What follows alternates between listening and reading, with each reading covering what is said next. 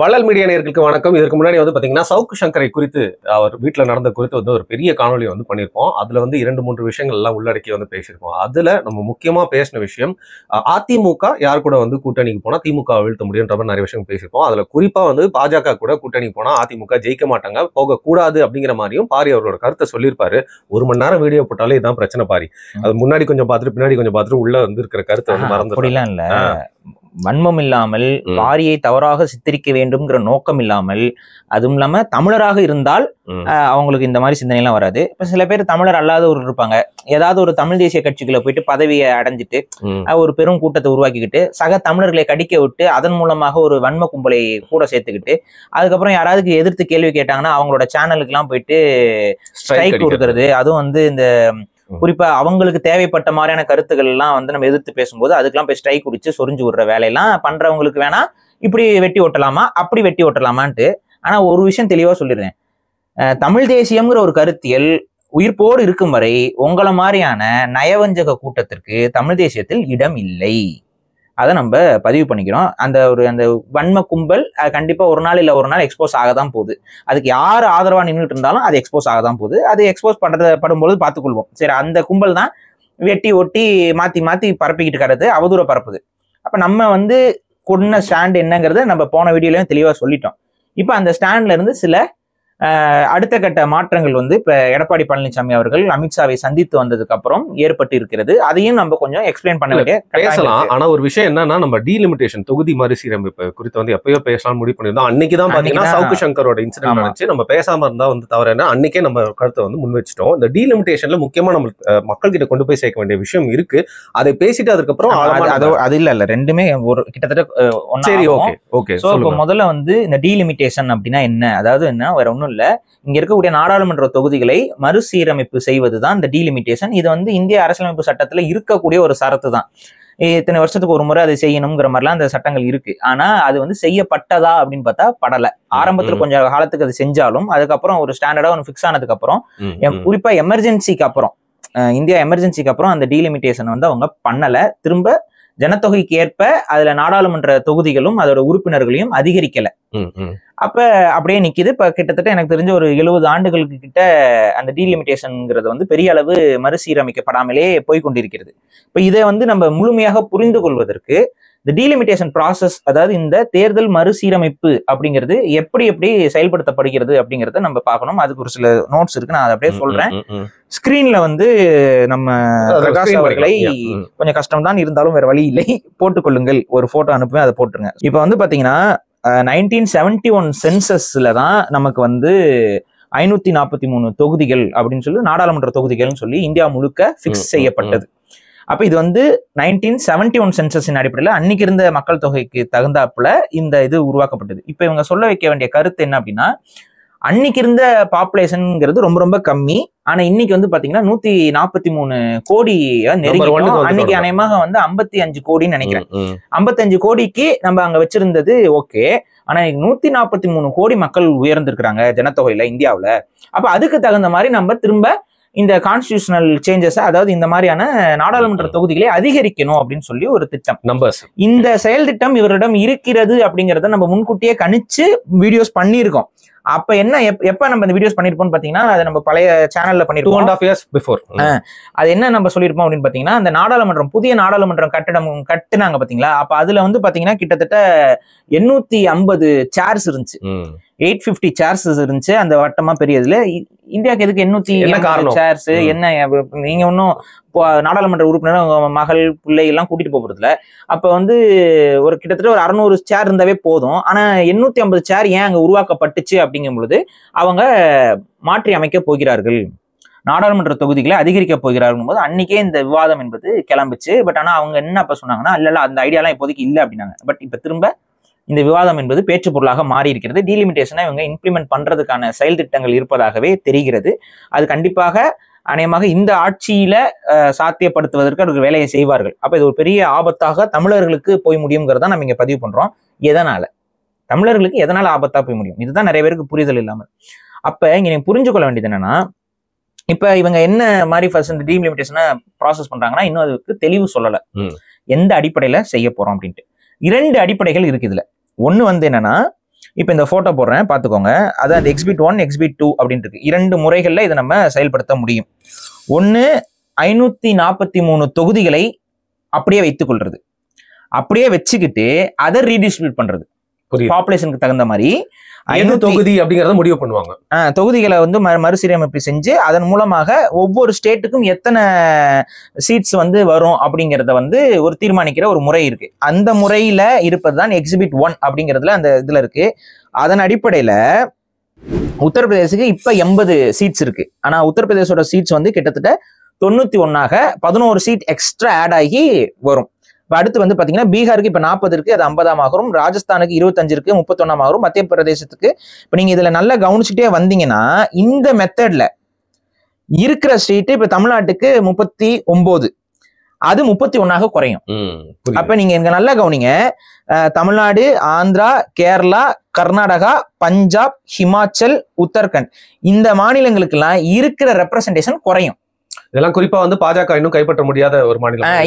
இந்த மாநிலங்கள்ல பெரும்பான்மையாக பாஜகவுக்கு எதிரான சித்தாந்தமும் உளவியலும் இருக்கக்கூடிய மாநிலங்கள் எல்லாம் இதுல பாதிக்குது.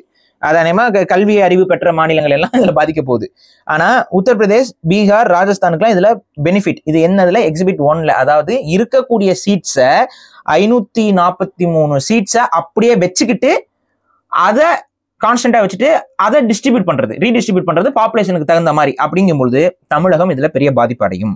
சரி, இதுல தானங்க பாதிப்படையும். சரி, இந்த முறையில் அதே இன்னும் எக்ஸிபிட் 2ன்னு பக்கத்துல ஒரு டேப்லர் காலம் இருக்குல்ல, அது என்னங்க அப்படின்னு கேட்டீங்கன்னா அது வந்து இருக்கிற ஜனத்தொகைக்கு தகுந்த மாதிரி சீட்ஸ் அதிகரிக்கிறது. இப்ப அந்த 850 சீட்டு போட்டு வச்சிருக்காங்கல்ல நாடாளுமன்றத்துல, அந்த நாடாளுமன்றத்துல 850 சீட்டை உருவாக்குறது. புரியுது. அப்படி உருவாக்கும் பொழுது உங்களுக்கு கெயின் தானேங்க அப்படின்னு சொல்லி நிறைய வருமே அப்படின்னு சொல்லும் பொழுது அதுக்கான ப்ரொஜெக்ஷன் தான் வந்து அந்த எக்ஸிபிட் 2ல இருக்கு. அதுல நீங்க கவனிங்க, உத்தரப்பிரதேசத்துக்கு இப்ப 80 சீட் இருக்கு, 143 சீட்டா மாறும். கிட்டத்தட்ட 63 சீட் எக்ஸ்ட்ரா. கொஞ்சம் ஆசை காட்டி அவங்களுக்கு தான் திருப்பி பெனிஃபிட். பீகாருக்கு பாருங்க 40 சீட் இருக்குது, இப்ப 79, கிட்டத்தட்ட 39 சீட் அவங்களுக்கு எக்ஸ்ட்ரா ஆகுது. ராஜஸ்தானுக்கு பாத்தீங்கன்னா 25 எக்ஸ்ட்ரா ஆகுது. மத்திய பிரதேசுக்கு 23 எக்ஸ்ட்ரா ஆகுது. தமிழ்நாட்டுக்கு 10 தான் எக்ஸ்ட்ரா ஆகும். அதே போல வந்து ஆந்திராவுக்கு 12 தான், ஆந்திராவும் தெலுங்கானா ரெண்டையும் சேர்த்து 12 தான் எக்ஸ்ட்ரா ஆகும். கேரளாவுக்கு இருக்கிறது அப்படியே கண்டினியூ ஆகும். கர்நாடகத்துக்கு 13 எக்ஸ்ட்ரா ஆகும். பஞ்சாபுக்கு 5, உத்தரகண்டுக்கு 2. இதுலயே நீங்க கணக்கு எடுத்து பாத்தீங்கன்னா நமக்கு எவ்வளவு பெரிய பின்னடைவு ஏற்படுது. அப்ப இந்த தேர்தல் மறுசீரமைப்பு அப்படிங்கிற இந்த சிஸ்டத்துல தமிழ்நாடு, ஆந்திரா, கர்நாடகா போன்ற மாநிலங்கள், கேரளா எல்லாமே பெரிய பின்னடைவை சந்திக்கும். ஏன் அப்படின்னு கேட்கும் பொழுது அப்பதான் இந்தியாவுடைய இந்த நயவஞ்சக சூழ்ச்சிய தொடர்ச்சியாக இந்த இனங்களை அழிக்க வேண்டும்ங்கிற ஒரு கேடுகட்ட செயல் திட்டத்தை நம்ம எக்ஸ்பிளைன் பண்ணி புரிய வைக்க வேண்டிய காரணம் இருக்கு.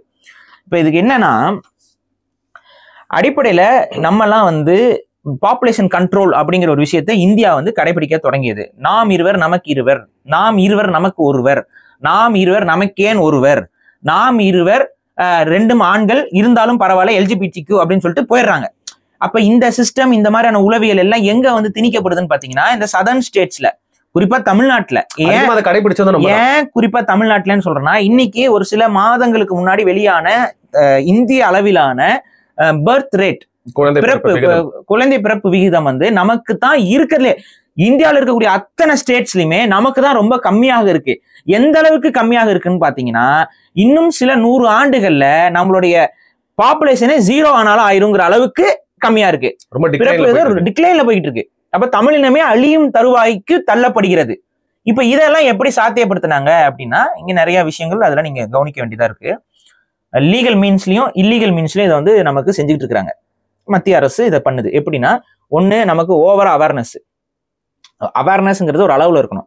நம்மிடம் வந்து குழந்தை விகிதத்தை குறைக்கணும், அது பண்ணணும், இது பண்ணணும், பயங்கரமா வந்து பாடம் எடுத்துக்கொண்டு இருக்கக்கூடிய இவர்கள் வடக்குல இந்த பாடங்கள் எதையுமே எடுக்கல, எந்த விதமான ப்ரொபகண்டாவும் செய்யல. ஓப்பனா சொல்ல போனா காண்டம்ஸ் வியாபாரம்ங்கிறது நம்ம ஊர்ல செய்யப்பட்ட அளவுக்கு அவங்க ஊர்ல இல்ல. தெரியல அவங்களுக்கு அப்படிலாம் ஒரு விஷயம் இருக்குன்னு தெரியல. இன்ஃபேக்ட் இன்னொன்னு சொல்றேன், காண்டம்கள் பயன்படுத்துவது தெய்வ குத்தம்னு நம்பக்கூடிய நம்பிக்கை கொண்டவர்களும் அங்க அதிகம். புரியுதுங்களா? இந்த அளவுக்கு புரிதல் இருக்கிறாங்க. குறைந்தபட்சம் ஒரு 5-6 குழந்தைகள் பெற்றுக்கொள்வதுதான் ஒரு ஆண்மைக்கான அடையாளம், ஒரு பெண்ணுக்கான வலு அப்படிங்கிற மாதிரியான புரிதலை கொண்டவர்கள் தான் இந்த உத்தரப்பிரதேசம், இந்த பீகார் இந்த பகுதியில் இருக்கக்கூடியவர்கள். இன்னைக்கு வரைக்குமே ஒவ்வொருத்தர் வீட்லயும் குழந்தைகள் எத்தனை பேர் இருக்காங்கன்னு பாத்தீங்கன்னா 5க்கு குறையாம தான் நிறைய பேர் வீட்டுல இருக்கு. இன்னைக்கு நமக்கு வேலைக்கு வராங்கல்ல யூபி பீகார்ல எல்லாம், அந்த ஆட்கள்கிட்ட உங்களுக்கு எத்தனை பசங்கன்னு கேட்டு பாருங்க. கேட்டிருக்காங்க. எல்லாருமே வந்து பாத்தீங்கன்னா 5, 6 அந்த ஒரு உங்களுக்கு வந்து அந்த 5க்கு மேலதான் அவங்க வந்து பெருமையாவே சொல்லிக்கிறாங்க. 5 கம்மியான இப்பதான் எனக்கு கல்யாணம் ஆச்சுங்கப்பாங்க. ஒத்த கையில முடிக்க முடியாது, 2ஆம் கைக்கு போகணும் காட்டு. அதான் வந்து அவ்வளோ அதிகமா தான் அவங்க குழந்தையை பெற்றுக் கொண்டிருக்கிறார்கள். இதை ஏன் இவங்க குறைக்கவே இல்லை? நம்மகிட்ட அவேர்னஸ் பண்ணவங்க ஏன் அங்க குறைக்கல? அப்ப இதுதான் அஜெண்டா.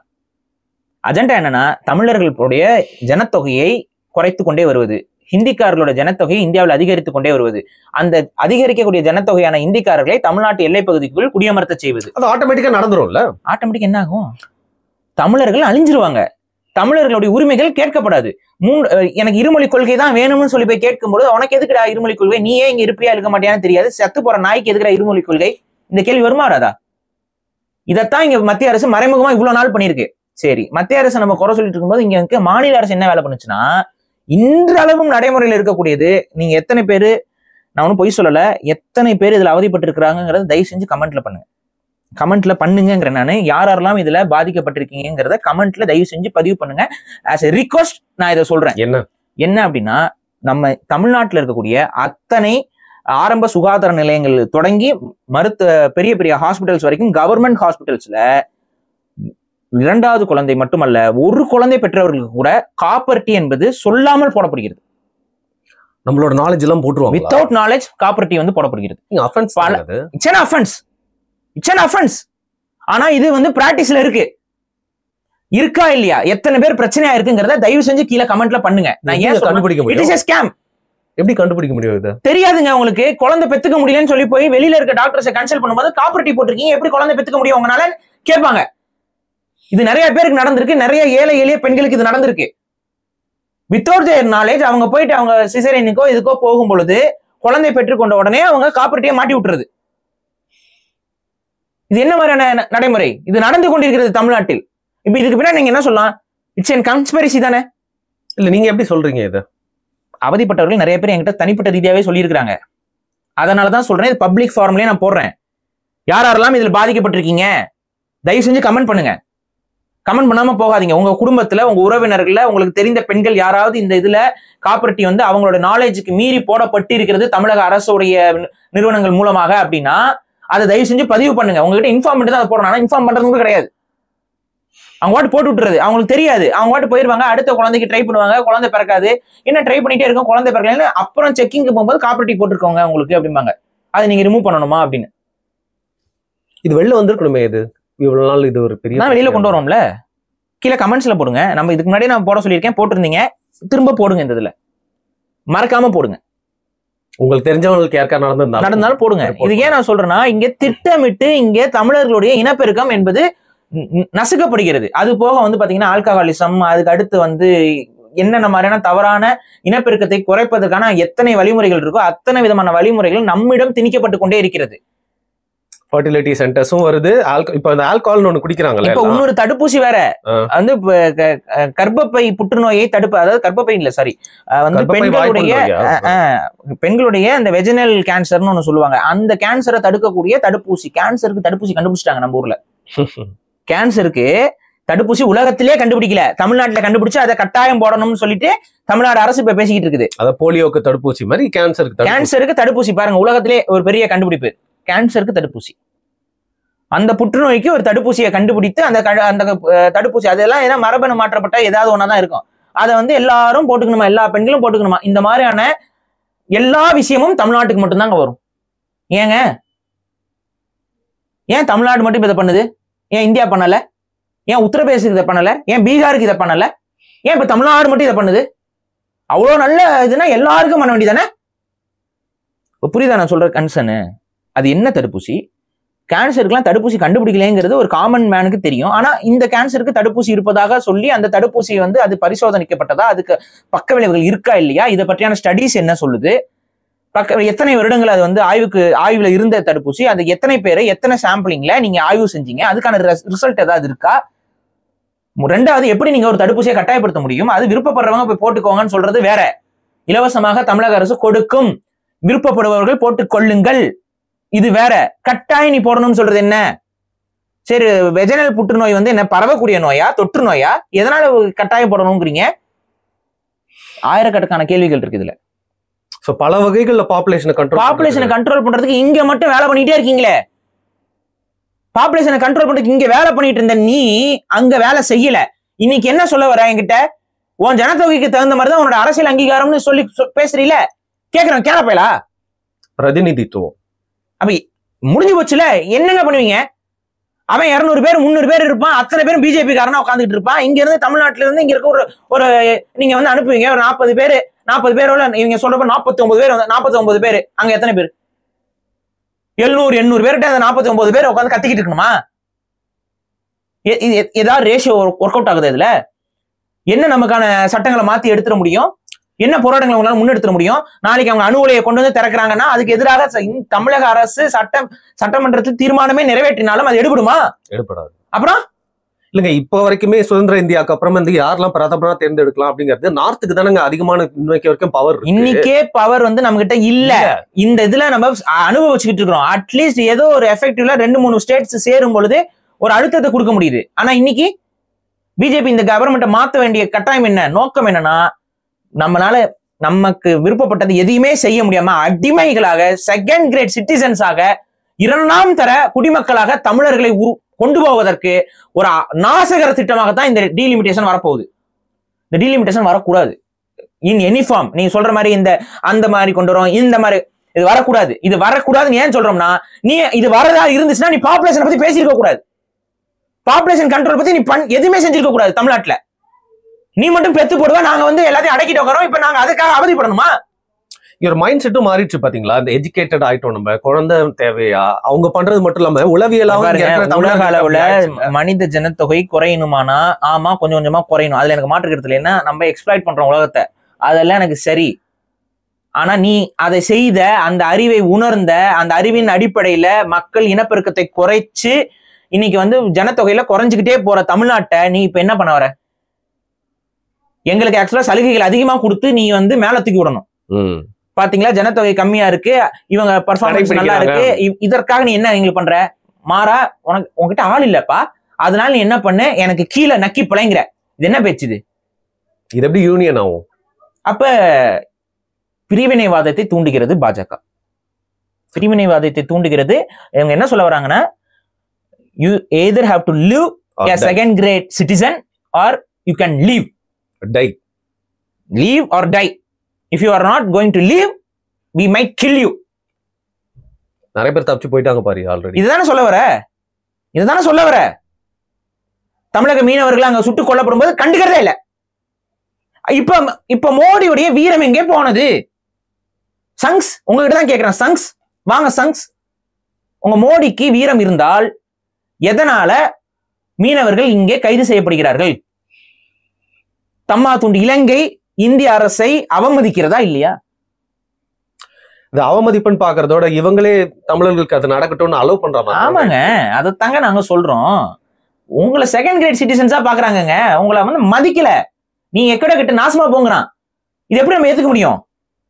அப்ப என்ன சொல்றோம், தமிழர்கள் தயவு செஞ்சு புரிஞ்சுக்கோங்க, ரொம்ப ஆபத்தான காலத்தை நோக்கி நாம் நகர்ந்து கொண்டிருக்கிறோம். இந்த tragic is going to happen. இதைத்தான் நான் திரும்ப திரும்ப திரும்ப சொல்றேன். நீங்க சாதாரணமா இதை எடுத்துக்கொள்ள முடியாது. சாதாரணமான விஷயம் கிடையாது. நீங்க ஆக்சுவலா டீலிமிட்டேஷனுக்கு எதிராக அதிகமாக பேசணும். ஆனா பேச வேண்டிய சில நபர்களும் கூட ஸ்டாலின் வந்து சொல்ற டீலிமிட்டேஷன் கூடாது, அது வந்து செய்யக்கூடாது, இங்க நாங்க தமிழர்கிட்ட பாதிக்க. இது வந்து நீங்க எப்படி எதிர்ப்பீங்க? இதையே எதிர்க்கணும். இதை எதிர்க்க வேண்டிய அவசியமே கிடையாது. இதை எதிர்க்க கூடாது. ஆக்சுவலா இல்ல, அவங்க ஒரு டிராமா மாதிரி ஒரு விஷயம் எல்லாம் பண்றாங்க. What ever drama they are doing, இந்த ஸ்டாண்ட்ஸ் திமுக அரசு முன்வைப்பதுதான் சரி. எல்லா மாநில கட்சிகளுடைய முன்வைப்பாகவும் இருக்க வேண்டும்.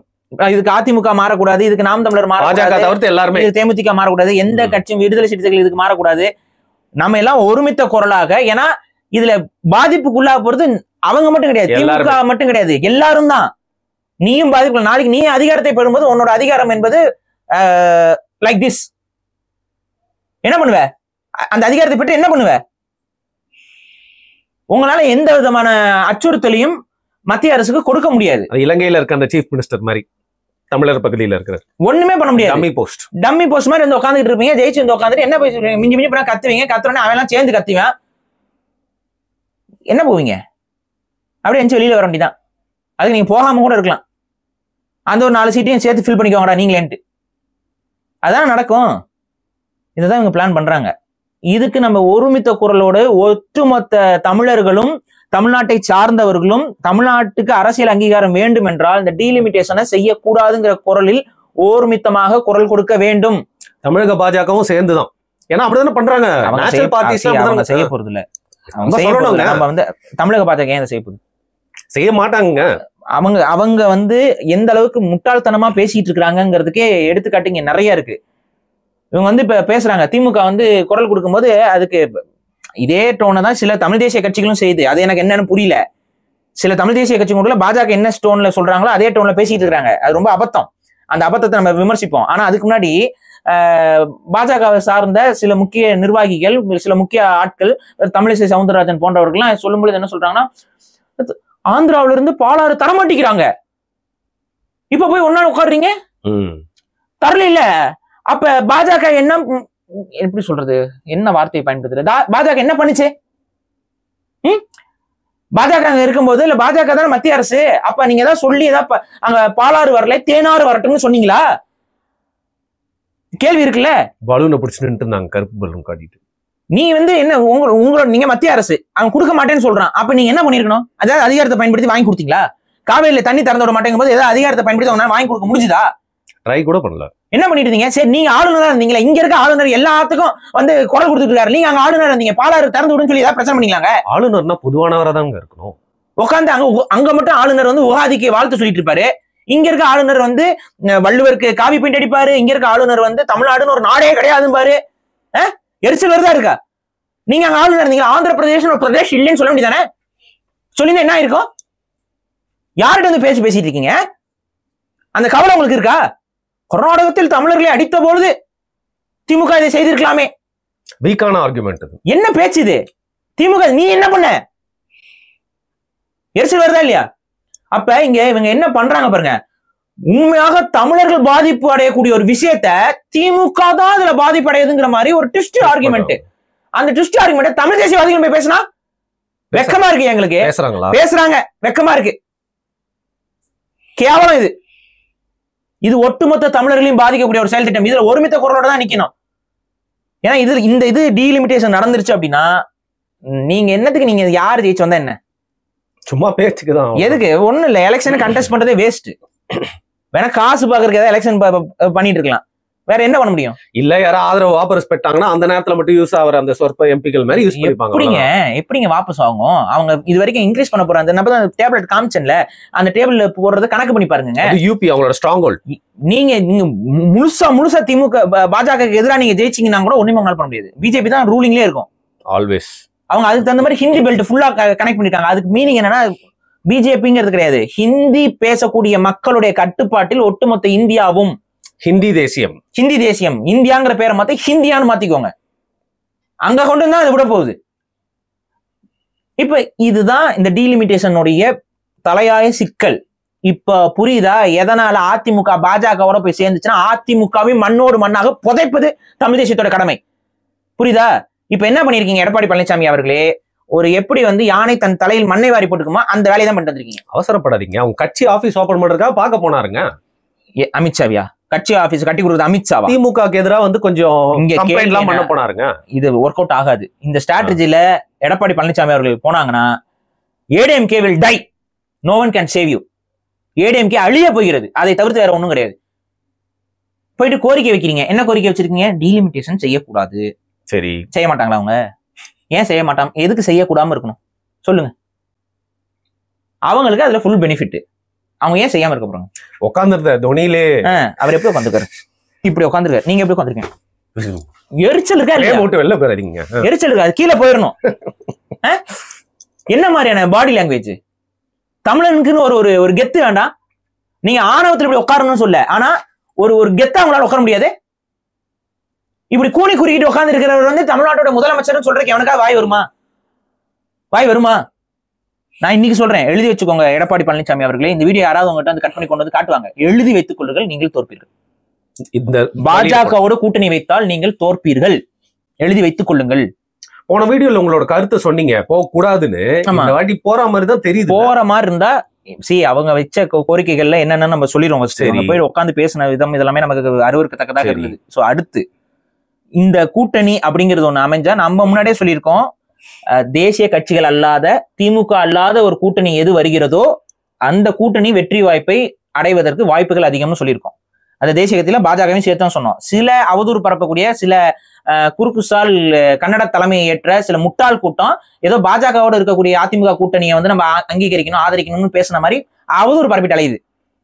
இந்த அவதூறுக்கெல்லாம் நம்ம உட்காந்து செவி சாச்சிட்டு இருக்க முடியாது. அவதூறு பரப்புனா பரப்பிட்டு போங்கடா லூசு பல்லான்னு சொல்லி தட்டி விட்டுவிட்டு நம்ம இங்க சொல்ல வேண்டியது என்னன்னா, பாஜக இங்க வரக்கூடாது, திமுக இங்க வரக்கூடாது, காங்கிரஸ் இங்க வரக்கூடாது. அப்பதான் தமிழர்கள் தப்பிப்பார்கள். இவ்வளவுதான் என்னோட ஸ்டேட்மெண்ட். அப்ப இன்னைக்கு ஏடிஎம்கே பாஜகவுக்கு வாக்கு வங்கி இருக்குங்கிற நம்பிக்கையில போயிட்டு அவங்கள இவங்க கூட்டணிக்குள்ள கொண்டு வந்தாலும் சரி, நீங்க அவங்க கூட்டணிக்குள்ள போனாலும் சரி, உங்களுக்கு ஆபத்து. இப்ப நீங்க என்ன சொல்லிட்டு வந்திருக்கீங்க அப்படின்னா, அண்ணாமலை அல்லாத பாஜக எங்களுக்கு ஓகே, இதான் உங்களோட ஸ்டேட்மெண்ட். அண்ணாமலை மட்டும் இருக்கக்கூடாது, அண்ணாமலை இருக்கக்கூடாது. அது ஏன் இருக்கக்கூடாது அப்படின்னு அவர் சொல்றாரு அப்படின்னா, அண்ணாமலை ஒரு குறிப்பிட்ட சமூகத்தை சார்ந்தவர், அதே குறிப்பிட்ட சமூகத்தை எடப்பாடி பழனிசாமியும் சார்ந்தவர். இவங்க ரெண்டு பேரும் ஒன்னாக நிற்கிற மாதிரி ஒரு சிச்சுவேஷன் வருதுங்கிற பட்சத்துல அந்த பர்டிகுலர் சமூகத்துடைய வாக்குகள் யார் பக்கம் சாயும், யார் அந்த ஒட்டுமொத்த சமூகத்தின் தலைவராக ப்ரொஜெக்ட் செய்யப்படுவார்கள் அப்படிங்கிறதுல போட்டி வரும். அது அண்ணாமலை வந்து ஒரு யங்ஸ்டர் அப்படிங்கிற ஒரு காரணத்தினால, ஒரு ஐபிஎஸ் அதிகாரிங்கிற ஒரு காரணத்தினால, அதிகாரியாக இருந்தவர்ங்கிற காரணத்தினால எடப்பாடியை விட அவர் அவுட் சைன் ஆவதற்கான வாய்ப்புகள் அதிகம். அவுட் சைன், அதாவது அந்த மக்கள் மத்தியில அதிக பெற்று அவருக்கான ஒரு வாக்கு வங்கியாக அந்த மக்களை மாற்றிக்கொள்வதற்கு அண்ணாமலை வேலை செய்து கொண்டிருக்கிறார். ஏற்கனவே மரியாதை இல்லாம நிறைய பேசியிருக்காரு, வேலை செய்து கொண்டிருக்கிறார். இந்த இடத்துல அண்ணாமலையை கொண்டு வந்து உட்கார வைக்கும் பொழுது எடப்பாடி அவருடைய அரியணை இறங்கும், அவருக்கு தெரியுது. அதனால அண்ணாமலை இருக்கக்கூடாதுங்கிறதுல கட் அண்ட் ரைட்டா சொல்றாப்ல. ஆனா நீங்க சொல்ற இந்த வாதத்தின் அடிப்படைக்குள்ளேயே நம்ம வரோம். நீங்க அண்ணாமலை இல்லாமல் வேற யாராவது ஒரு தலைமையை தாங்கி வராங்கன்னு வைங்களேன், அது யாரெல்லாம் நமக்கு தெரியல, பட் யாராவது ஒருத்தங்களை தலைமையை எடுத்துட்டு அண்ணாமலைக்கு ஏதாவது ஒரு மினிஸ்ட்ரி போஸ்டோ ஏதோ ஒன்று கொடுத்து அவரை அங்க அனுப்பிட்டு நார்த்துக்கு அனுப்பிச்சிட்டோ ஏதோ பண்ணிட்டு மற்றவங்களை கொண்டு வந்து இங்க தமிழக பாஜக கொண்டு வந்து வைக்குது. சிஎம் கேண்டிடேட் நீங்க தான் சொல்லுது. அதுலயே அவங்க தெளிவா என்ன சொல்லிட்டாங்க, இந்த கட்சியை விட்டு நீக்கப்பட்டவர்களை நீங்க எங்ககிட்ட சேர்க்க சொல்லி சொல்லக்கூடாது, வற்புறுத்தக்கூடாது அப்படின்னு ஸ்டேஜ்ல நின்று இருக்காங்களே பாரு எல்லாருமே. அதான் சொல்றேனுங்க, வற்புறுத்தக்கூடாதுன்னா அது என்ன பொருள்னா, பாஜக கொடுக்குற சீட்ஸ்ல அவங்க நிப்பாங்க. புரியுது. பாஜக தரப்புல பாஜகவோட சீட்ஸ்ல அவங்க நிப்பாங்க, தாமரை சின்னத்துல நிப்பாங்க, இவங்க இரட்டை சின்னத்துல மித்தவங்க நிப்பாங்க. சோ எங்களோட இதுக்குள்ள அவங்களை கொண்டு வராதீங்க, உங்களுக்கு ஒதுக்கி விடுற சீட்ஸ்ல நீங்க போய் பண்ணிக்கோங்கிறது தான் அவங்களுடைய கான்செப்ட். ஆனா எது பண்ணீங்கனாலும் இப்ப இங்க என்ன வருது, டியூவல் கான்செப்ட் வந்துடும். பிஜேபி வர்சஸ் டிஎம்கேங்கிற நரேஷன் தான் பிஜேபியும் செட் பண்ணோம், டிஎம்கேவும் செட் பண்ணும். கரெக்டா? நேத்து நீங்க போய் உட்கார்ந்து பேச ஆரம்பிச்சல திருப்பி ரீகன்ஃபார்ம் பண்ணி அவங்க எல்லாம் கலாய்க்க ஆரம்பிச்சிட்டாங்க. இதானே வரும். ஆட்டோமேட்டிக்கா என்ன ஆகும் பாத்தீங்கன்னா, Edappadi Palaniswami has to bear the entire problem of BJP also. திருப்பியும் வந்து அவர் ஒட்டுமொத்த பிஜேபியோடைய குற்றத்தையும் எடப்பாடி பழனிசாமி சுமக்க வேண்டியது வரும். 2-3 வருஷத்துக்கு முன்னாடி இருந்த மாதிரி. இப்ப நீங்க சுமந்தீங்க அப்படின்னா, போன சட்டமன்ற தேர்தல் நீங்க என்ன பாடம் படித்தீர்கள்? போன சட்டமன்ற தேர்தலில் உங்களுடைய தோல்விக்கான அடிப்படை காரணமே பாஜக உள்ள இருந்ததுதான். நீங்க பாஜக அக்யூர் பண்ண வாக்குகளாகவே நீங்கள் கருதுகிறீர்கள். நான் சொல்கிறேன், அது பாஜக அக்யூர் ஆன வாக்குகள் அல்ல, ஏடிஎம்கே செக்யூர் பண்ண வாக்குகள் தான். பாஜக அதை அடையாளப்படுத்திக் கொள்கிறது தனது வாக்குகளாக. ஸ்டிக்கர் ஓட்ட பார்த்துட்டாங்க. அதை புரிந்து கொள்ளுங்கள். திரும்ப நீங்க பாஜக கொண்டு வந்து உள்ள விட்டீங்க அப்படின்னா, பாஜகவோட ஒட்டுமொத்த நெகட்டிவிட்டி இப்ப இன்க்ரீஸ் ஆயிட்டு இருக்கு. உங்களுக்கே தெரியும். இப்ப டீலிமிடேஷன் எல்லாம் வருது அப்படின்னா அதை நோக்கினா திமுக தரப்புல அதை எதிர்த்து பயங்கரமா பிரச்சாரம் செய்வாங்க. மற்ற மாநில கட்சிகள் எல்லாமே காங்கிரஸ் எல்லாம் எதிராக பிரச்சாரம் செய்ய தொடங்கும் பொழுது ஆட்டோமேட்டிக் என்ன ஆகும்? இவர் மட்டும் தொக்கா மாட்டுவாரு. நீங்க தொக்கா மாட்டுவீங்க, சட்டமன்றத்துக்கு உங்களால் போக முடியாது, அதிமுகவை மண்ணோடு புதைத்து விடுவீர்கள். இப்ப ஜெயக்குமார்னு ஒருத்தர் இருப்பாரு, முன்னாள் அமைச்சர். அவரே வந்து ஒரு 1.5 வருஷம் முன்னாடி சொல்லிடுறாருன்னா, நான் என்னோட இடத்துல உட்கார்ந்துட்டே ஜெயிச்சிருவாங்க, இவங்க கூட கூட்டணி வச்சனால தான் இன்னைக்கு நான் சட்டப்பேரவைக்குள்ள போக முடியாம வந்து எம்எல்ஏ இல்லாம இருக்கேன். இது நடக்கும், திரும்ப இட் வில் ஹேப்பன் அகைன். எதுக்கு நீங்க போறீங்க? இந்த கூட்டணி என்பது அமைந்தது என்றால் அதிமுகவுக்கு பெரிய பின்னடைவு. இன்னொன்னு சொல்றேன், இந்த கூட்டணி சப்போஸ் அமைஞ்சதுன்னா விஜயாலையும் உள்ள வர முடியாது. உள்ள வர முடியாதுன்னா இந்த கூட்டணிக்குள்ள வரவே முடியாது. விஜய் வந்து வர போறது இல்ல. அப்ப விஜய் தனித்து விடப்படுவாரு. சோ ஆட்டோமேட்டிக் என்ன ஆகும்? ஸ்பிளிட் ஆகும், எல்லாம் ஸ்பிளிட் ஆயிரும். உங்களால ஜெயிக்கவே முடியாது. இந்த கூட்டணி தான் ஜெயிப்பாங்க. ஒருத்தங்க ஜெயிப்பாங்கன்னா டிஎம்கே ஜெயிப்பாங்க. பட் டிஎம்கே உங்களுக்கு நல்லாவே தெரியும் அது என்ன நடந்துகிட்டு இருக்குன்னு தெரியும். இதை பாருங்க, காலேஜ் பசங்க ஒன்னு சொல்றேன், அந்த பசங்க அவங்க கூட படிச்ச ஒரு பொண்ணுக்காக போராடுறாங்க. அந்த பொண்ணை கற்பழித்த நபர்களை கைது செய்து சட்டத்தின் முன் நிப்பாட்ட வேண்டியதுதான் காவல்துறையுடைய நடவடிக்கையை தவிர்த்து உணர்வோடு போராட வந்த இளைஞர்களை தடுக்க போனது தேவையில்லை. அவங்க எங்க போய் வன்முறை பண்றாங்க? காலேஜுக்குள்ள போறாங்க. உங்களுக்கு என்ன வலிக்குது? காலேஜ்ல கொடியோட தான் போய் உட்காந்து தானே போராட்டம் பண்ண போறாங்க. அங்க போயிட்டு பசங்களை பிடிச்சி அதுல அவங்கள தாக்கி பசங்க திரும்ப தாக்கி அந்த திரும்ப தாக்குனவனா இந்த பாஜக காரங்க என்ன போட்டிருக்காங்க தெரியுமா கமெண்ட்ஸ்ல எல்லாம்? அவன் கை இருக்கக்கூடாது, அவன் கால் இருக்கக்கூடாது, அவன் என்ன மதம் போட்டு இந்த அளவுக்கு எல்லாம் பண்றது ரொம்ப ஆபத்து. கூட படித்த மாணவி கற்பழிக்கப்படுகிறாள் என்றால் நீங்க என்ன பண்ணிட்டு இருப்பீங்க? உங்க கூட படிச்சவங்களோ இல்ல உங்களோட கொலிக்கு யாராவது கற்பழிக்கப்பட்டாங்க அப்படின்னா நீங்க என்ன பண்ணுவீங்க? அப்படியே அமைதியை காத்துக்கிட்டு இருப்பீங்களா? கோவம் வராதா உங்களுக்கு? அந்த கோவத்துல கை ஓங்குமா ஓங்காதா? யார் முதல்ல கை ஓங்குனா? நீங்க ஓங்குறீங்க. அது வீடியோல காட்டவே மாட்டாங்க. இல்ல ஓங்குறாங்க, அது தெரியுது. இவங்களாவா போய் அடிக்கிறாங்க, நீங்க அடிக்கிறீங்க, நீங்க பேசுறீங்க, கெட்ட வார்த்தை சொல்றீங்க, இது எல்லாமே ரெக்கார்டுல இருக்கு. அதுக்கப்புறம் பசங்க கோவப்பட்டு கை வைக்கிறாங்க. நான் காவல்துறை மாணவர்கள் அடிப்பது சரின்னு சொல்லல, தப்பான மூவ் தான். பட் அது என்ன மாதிரியான சூழல்ல நடக்குது? It's an emotional act. அந்த எமோஷனல் ஆக்டை ஏதோ ஒரு பிளான்டு வயலன்ஸ் போல நீங்க சித்தரிச்சு அந்த பையனை அடிச்சு காலி பண்ணணும்ல. அப்படின்னா அந்த பையன் மேல வழக்கு பதிவு பண்ணி அவனை நீதிமன்றத்தில் ஏத்துங்க. ஒரு காவல்துறை அதிகாரியை கை வாங்கிட்டான்னு சொல்லி நீதிமன்றத்தில் ஏத்துங்க. நீதிமன்றம் என்ன அவருக்கு தண்டனை கொடுக்கும் அது வேற. ஆனா நீங்க என்ன பண்ண பாக்குறீங்க? பெர்மனண்டா அவனை காலி பண்ணணும், காது இருக்கக்கூடாது, கை இருக்கக்கூடாதுலாம் பேசுறதுலாம் என்ன மாதிரியான விஷயங்கள் இதெல்லாம்? ஏன்னா திமுகவுடைய காலகட்டத்தில் காவல்துறையோட அராஜகம் எந்த அளவுக்கு போயிட்டு இருக்குன்னு நமக்கு பார்த்துக்கிட்டு இருக்கோம். இதை மக்களும் பார்த்து கொண்டிருக்கிறார்கள். இதுல இருந்து நம்ம மக்களை பாதுகாக்க வேண்டும்ங்கிறதுக்காகத்தான் திமுக எப்படியாவது இந்த மண்ணை விட்டு அகற்றப்பட வேண்டும்னு நம்ம பேசிக்கிட்டு இருக்கிறோம். அதுக்குத்தான் நம்ம ஸ்ட்ராட்டஜைஸ் பண்றோம். மக்கள் மீது இருக்கக்கூடிய அக்கறையில நம்ம கட்சி எவ்வளவு சீட்டு வாங்குவோம், நம்ம கட்சியில யார் வேட்பாளர், இப்படிலாம் யோசிச்சுட்டு நம்ம யோசிக்கல. தமிழக மக்களுக்கு பாதிப்பு. நான் செல்ஃபிஷா நம்ம ஜெயிப்போமா, நம்ம எம்எல்ஏ வருமா, நம்ம கட்சியில இத்தனை பேர் வருமா நம்ம யோசிக்கல. தமிழக மக்களை காப்பாற்றணும். அதுதான் ஒரு இனத்தை நேசிக்கக்கூடியவனோட சிந்தனையா இருக்க முடியும். தமிழக மக்களை காப்பாற்ற வேண்டும் என்றால் திமுக ஆட்சிக்கு அமைக்க கூடாது. தமிழ் தேசியத்துடைய எதிர்காலத்தை காப்பாற்ற வேண்டும் என்றால் திமுக ஆட்சி அமைக்க கூடாது. திமுக ஆட்சி அமைக்க கூடாது என்றால் திமுகவுக்கு எதிராக இருக்கக்கூடிய வாக்குகள் சிதறக்கூடாது. திமுகவுடைய எதிரான இருக்கக்கூடிய வாக்குகள் சிதறக்கூடாது என்றால் திமுக அல்லாத, பாஜக அல்லாத, காங்கிரஸ் அல்லாத மாநில கட்சிகள் மட்டுமே உள்ளடக்கிய மற்றொரு கூட்டணியும் வரணும். வந்தாதான் வெற்றி. திமுகவை வீழ்த்த முடியும். வரலைன்னா திமுக தான் அடுத்து ஜெயிக்கும். நீங்க கதையை பாதி சொல்லிட்டு இருக்கும் போதே நான் லாஸ்ட் ஆயிட்டேங்க. ரொம்ப கஷ்டமா இருக்கு. இதெல்லாம் இதைத்தான் நம்ம திரும்ப சொல்றோம் நினைக்கிறேன். இப்ப இதுல நம்ம தமிழர்கள் மனசை ஒருநிலைப்படுத்திக்கணும். திமுக திரும்ப வந்தா ரொம்ப ஆபத்தான ஆட்சியாக இருக்கும். திரும்ப இங்க தமிழ்நாட்டுக்கு ஸ்டேட் கவர்மெண்ட் ரொம்ப ஒரு அட்டமெண்டான ஆட்சியாக நீங்க கண்ணு மணி பாக்குறீங்கல்ல. சரி, இப்ப திருப்பியும் திமுக ஜெயிக்க கூடாது அப்படின்னு நீங்க சொன்னா ஆட்டோமேட்டிக்கா அது என்ன அர்த்தம்? அப்ப அதிமுக பிஜேபி கூட சேர்ந்தாலும் ஓட்டு போட சொல்றாரு பாருன்னு சொல்லுவாங்களா மாட்டாங்களா? இங்க ஒரு அடிப்படை என்ன, வேற என்ன ஆப்ஷன் இருக்கு? இங்க ஒரே ஒரு அடிப்படை தான் நான் சொல்றேன். இங்க பாஜக ஆட்சியோ இல்ல பாஜக ஒரு கூட்டணி கட்சி ஆட்சி வரும்போது என்ன நடக்கும்? பாஜகவுடைய செயல் திட்டங்களுக்கு எதிராக ஏதாவது செய்ய முடியுமா? எதுவுமே செய்ய முடியாது. அதை ஏற்றுக்கொள்வதாகத்தானே அமையும். அப்ப எப்படி அதிமுக பாஜக கூட்டணி வந்துச்சுன்னா நம்ம ஏத்துக்க முடியும்? நானே சொல்றேன், அதுவே அதிமுக செய்யக்கூடிய ஒரு சூசைடல் மூவ். அதை செய்வது ரொம்ப பெரிய அபத்தம். எடப்பாடி பழனிசாமி அவர்கள் ஏன் தோற்றம் என்பதை உணர்கிறாரா இல்லையான்னு கூட தெரியல எனக்கு. ஏன் திருப்பியும் போறாங்க? ஏதாவது அவங்க குடுமி உங்க கையில இருக்கு அந்த மாதிரி ஏதாவது பர்சனல் ரீசன்ஸா இருந்தா தான் உண்டு. அந்த மாதிரி பர்சனல் ரீசன்ஸ் இல்லைன்னா இது தேவையில்லை. எதுக்கு செல்ஃப் சூசைடா பண்ணணும்? இதை பொலிட்டிக்கல் சூசைட் இது ஏன் செய்யணும் அதிமுக? இந்த கப்பல்ல எதுக்கு இந்த தேவையில்லாத குப்பைகள்? இவ்வளவுதான் நான் கேட்கிறேன். அதிமுகங்கிற ஒரு கப்பல்ல எதுக்கு தேவையில்லாத குப்பைகள்? இந்த குப்பைகளை நீங்க இதை எடுத்து சுமந்தீங்கன்னா உங்க கப்பல் தாங்க நாரும். சேம் ஆஸ் தட் திமுக ரொம்ப சுலபமா போயிடும். பாருங்க, பாஜக உள்ள வருது, நாங்க தான் உங்களை பாதுகாக்க முடியும். சிறுபான்மை வாக்கு ஃபுல்லா அழகா அள்ளிட்டு போயிடுவாங்க. உங்களுக்கு சிறுபான்மை சப்போர்ட் சுத்தமா இருக்காது. சரி, 2 கட்சிகள் மீதி இருக்கு.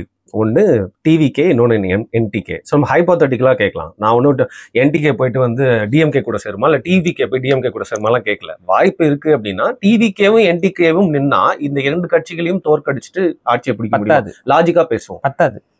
சேர்ந்தா நிலைமைக்கு அதுவும் அவங்க சேர்ந்தா ஒரு சில சீட்ஸ் ஜெயிக்கலாமே ஒழிய வெற்றி வாய்ப்பை பெற முடியாது. வெற்றி வாய்ப்பு பெற்றாதானே இந்த சேர்வுக்கே ஏதோ ஒரு பயன். சும்மா சேர்ந்தோம் 2-3 இடத்துல ஜெயிச்சோம் அப்படின்னா அது மேபி 1 or 2 எம்எல்ஏஸ் எக்ஸ்ட்ரா கிடைக்கலாம்.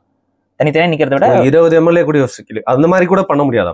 பண்ண முடியாது. நீங்க கால்குலேட் பண்ணி பாருங்க. இன்னும் விஜயோட வாக்கு என்னன்னு நமக்கு தெரியாது இல்லைங்க. இப்ப சீமான் அவருடைய பெர்சன்டேஜ் 8% அபோவ்னு வச்சுக்கோங்க. எயிட் அண்ட் பிளஸ்ன்னு வச்சுக்கோங்க. 8 and plus இது ஒரு 10 ஒரு 15 ஆகவும் கூட இதாகுதுன்னு வைங்க.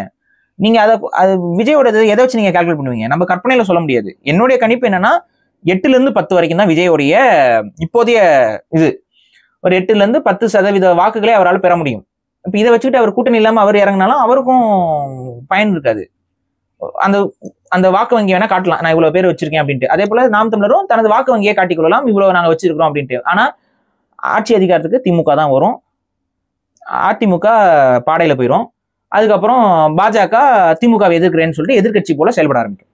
ஸோ டிவிகேவையும் என்டிகேவையும் அடுத்த 5 வருஷத்துல எப்படி தேய்ச்சு காணாம போய்க்கிடுவாங்க, பார்ப்பாங்க. காணாம போய்க்கிறோம். சரி, இப்போ எனக்கு ஒரு குழப்பம் இருக்கு. ஆஸ் அ ஃபர்ஸ்ட் ஆடியன்ஸா உங்களோட நோக்கம் இந்த காணொலி மூலியமா என்ன? ஏன்னா திமுக ஜெயிக்க கூடாது, அவங்க நீங்க சப்போர்ட் பண்ண மாட்டீங்க, கண் மூலியமா தெரியும்.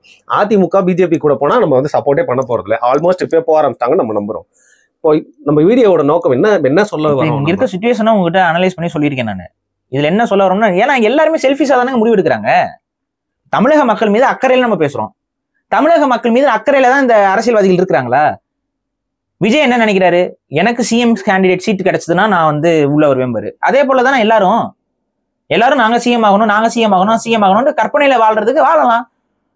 பட் ரியாலிட்டி மக்கள் வந்து சஃபர் ஆவாங்க. வேற என்ன? அதிமுகவோட கூடிய இப்படி வரும், அதிமுக பாஜகவோட கூட்டணியே வெற்றி பெறுதுன்னே வச்சுக்கோமே. ஏதோ பண்ணி வெற்றி அடைஞ்சிட்டாங்கன்னு வைங்களேன். அதனால தமிழர்களுக்கு ஏதாவது பயன் இருக்கா? அவ்வளவுதான். அது பிஜேபியோட ஆட்சி. அது பிஜேபியோட ஆட்சி. ஸோ பிஜேபியோட ஆட்சி, அதுலயும் தமிழர்களுக்கு பயன் இல்லை. திமுகவோட ஆட்சியிலையும் தமிழர்களுக்கு பயன் இல்லை. நமக்கு ஒரு மாநில கட்சியோட ஆட்சி, பிஜேபியையும் திமுகவையும் எதிர்த்தால் தமிழக மக்கள் தப்பிப்பார்கள். ஏன்னா திமுகவோட ஆட்சிங்கிறது ஒரு மாதிரி கோரமான ஆட்சி. ஒரு மாசத்துல மட்டுமே எத்தனை கொலைகள், எத்தனை கொள்ளைகள், எத்தனை கற்பழிப்புகள், எத்தனை போலீஸ் என்கவுண்டர்ஸ். போலீஸ் வந்து இப்பெல்லாம் வந்து பாத்தீங்கன்னா என்கவுண்டர் தான் யாரா இருந்தாலும். அரசியல் படுகொலைகள் இந்த ஆண்டுல எத்தனை அரசியல் படுகொலைகள் நடந்திருக்கு, எத்தனை பேர் மாறி மாறி கட்ட பஞ்சாயத்து படுகொலைகள் நடந்திருக்கு. கணக்கு எடுத்து பாத்தீங்கன்னா இது வந்து ஒரு அமைதியற்ற மாநிலமாக தமிழகம் மாறிக்கொண்டே வருகிறது. போதைப் பொருள் கடத்தல், கஞ்சா கடத்தல், ஹெரோயின் கடத்தல், எத்தனை இது ட்ரக் அடிக்ட்ஸோட இன்க்ரீஸ், எவ்வளவு பேர் இன்க்ரீஸ் ஆயிருக்காங்கன்னு போய் பாருங்க. என்ன பண்ண முடியும்? ஏதாவது மதுக்கடை மூடி இருக்கிறாங்களா? மதுக்கடை மூடணும்னு கருப்பு சட்டையை மாட்டிக்கிட்ட நடு ரோட்டில் நிக்க தெரிஞ்ச ஸ்டாலின் அவர்கள் மதுக்கடைகளை மூடுவதற்கு ஏதாவது நகர்வுகளை செய்திருக்கிறாரா? மாறாக ஒவ்வொரு முறையும் திரும்ப திரும்ப மதுக்கடைகளை வந்து அதிகரிப்பதற்கு என்ன வழின்னு தானே பாக்குறாரு. இப்ப என்ன பண்ண முடியும்? ஜெயலலிதா அம்மையார் இருந்தப்ப ஒரு 500 கடைகளை மூடினாங்க. அது மாதிரி நீங்க ஏதாவது மூடி இருக்கீங்களா? ஆனா நீங்க என்ன சொல்லிட்டு இருந்தீங்க? பத்தாது, அப்ப பத்தாது. 500 கடைகளை மூடும் போது அது பத்தாது அப்படின்னீங்க. நீங்க என்ன ஒரு 1000 கடை மூடிட்டீங்களா? 2000 கடை மூடிட்டீங்களா? பத்தாதுன்னு விலையை ஏத்திட்டாங்க.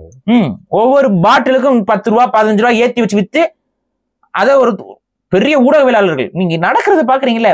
யாரெல்லாம் திமுகக்கு எதிராக பேசுகிறார்களோ அவர்கள் மீது வழக்கு அது இதுன்னு போட்டு ஹராஸ்மெண்ட் பண்ணாம இருக்கீங்களா? எவ்வளவு ஹராஸ்மெண்ட்ஸ், ஆன்லைன் ஹராஸ்மெண்ட்ஸ்ல தொடங்கி சவுக்கு சங்கர் வீட்டுல சாக்கடை ஊத்துற வரைக்கும் போய் நிக்குது. இது அந்த சவுக்கு சங்கர் வீட்டுல சாக்கடை ஊற்றியதை நியாயப்படுத்துறது. சாக்கடை ஊற்றியது சரி. ஏண்டா ஒரு தனி மனித பிரைவேசியை மீறி வீட்டுக்குள்ள போய் ஒரு வயதான அம்மா இருக்கிற இடத்துல சாக்கடையும் மலத்தையும் கொண்டு போய் கொட்டுறீங்க. சப்போஸ் அங்க போன அந்த நபர்கள் யாராவது ஒருத்தர் அந்த அம்மாவை தள்ளி கிள்ளி விட்டுருந்தா, இல்ல இவங்க கொட்டின சாக்கடையினால அவங்க அம்மா வலிக்கு விழுந்து அவங்க உயிருக்கு உத்தரவு இல்லாமல் போயிருந்தால் எப்படா வந்து ஒரு வீடு பூட்டிய வீட்டுக்குள்ள எப்படா உள்ள நுழையலாம்? இதையே வேற யாராவது செய்திருந்தால் அவங்க மீது கொலை முயற்சி வழக்கு பதிவு பண்ணிருக்கோம். வழக்கு பதிவு பண்ணிருக்கா காவல்துறை? சிபிசிஐடிக்கு விசாரணைங்க. யார் மேல வழக்கு பதிவு பண்ணிருக்கே? Complaint has transfer to CBCID. யார் மேல வழக்கு பதிவாயிருக்கு? எரிச்சல் வருதா இல்லையா? சொல்றேன், ஆபத்து. தமிழர்கள் இருப்பது பேர் ஆபத்து. இந்த பாரு, நம்ம இதை அடிக்க ஆரம்பிச்சிட்டானுங்களா? இந்த சேனல் அடிக்க ஆரம்பிச்சிட்டாங்க. இந்த சேனல் அடிச்சு காணாம போனா வேற ஒரு சேனல். ஆனா அதுக்கு அவங்க என்ன பண்ணுவாங்க? போய் வெட்டுறா, போய் குத்துறா, ஆள் இருக்கலாம் அவங்கிட்ட. என்ன பண்ணுவீங்க? நான் சொல்றேன், இது எனக்கு மட்டும் இல்ல, உங்களுக்கு மட்டும் இல்ல, எல்லாருக்கும் ஆபத்து, எல்லாருக்கும் பாதிப்பு. அப்ப புரிந்து கொள்ளுங்கள், ஒரு அநாகரிகமான அரசியலை தமிழகத்துல நம்ம உருவாக்கிக்கிட்டு இருக்கோம். இது போக கூமுட்டைத்தனமாக சில மக்கள் காசு கொடுத்தா வாக்கு. எவ்வளவு காசு கொடுக்குற, எவ்வளவு காசு கொடுக்குற, காசு கொடுத்தா எல்லாத்தையும் வித்துருவியான்னு தான் கேட்க தோணுது எனக்கு. இதுதான் உன்னோட உளவியலா? அதே காசு கொடுக்குறோம், வேற ஏதாவது வித்துருவியா அவன் வீட்டுல இருந்து? அதுக்கு நீ தயாரா? அதை விட கேவலமான ஒரு வேலையை நீ பண்ற. காசு கொடுத்தா அவன் வீட்டுல இருக்கவங்க விற்க மாட்டேன், ஆனா காசு கொடுத்தா இந்த நாட்டையே வித்துருவேன். என்ன மக்கள் புரியணும். காசுக்கு போய் ஓட்டு போடுற மக்கள் புரியணும். அப்புறம் அழுகுறீங்க, கூக்குரல் போடுறீங்க, ஐயோ வலிக்குது, ஐயோ எரியுதுன்னு.